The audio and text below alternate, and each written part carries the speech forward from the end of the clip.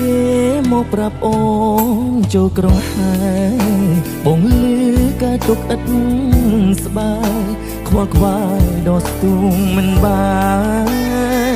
ផ្សាយឡានទំនើបបើកងហើបស្រាប់ចិត្តក៏លាចោលអ្នកស្រែដូចគ្នាទៅបានមិនស្មានចិត្តស្រីយ៉ាងនេះ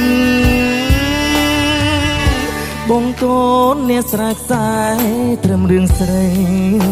គ្មានទេឡាំតែជូនទៅ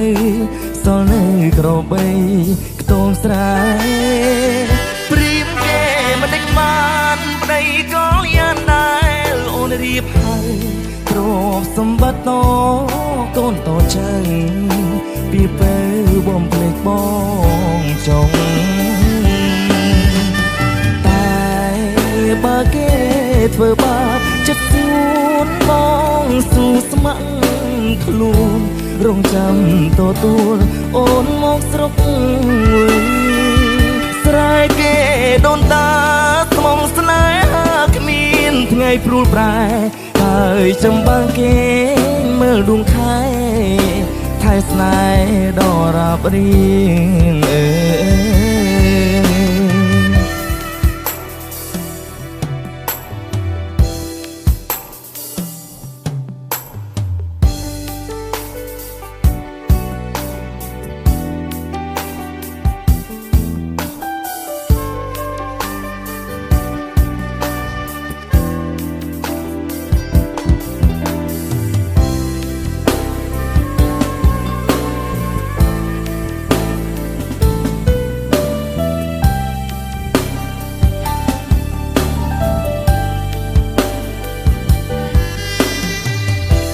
ងគេ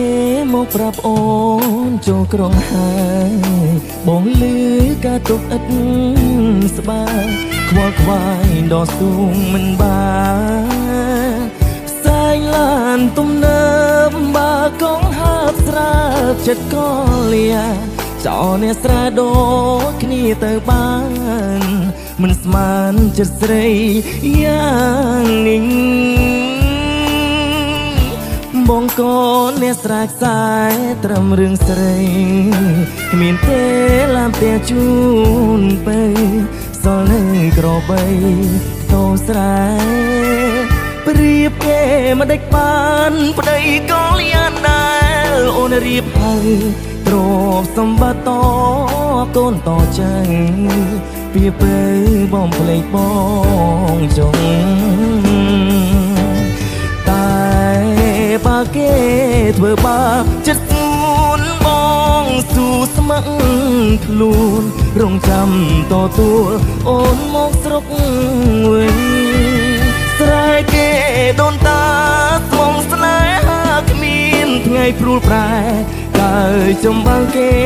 មើលដួងខែថែស្នេហ៍ដ៏រាបរៀ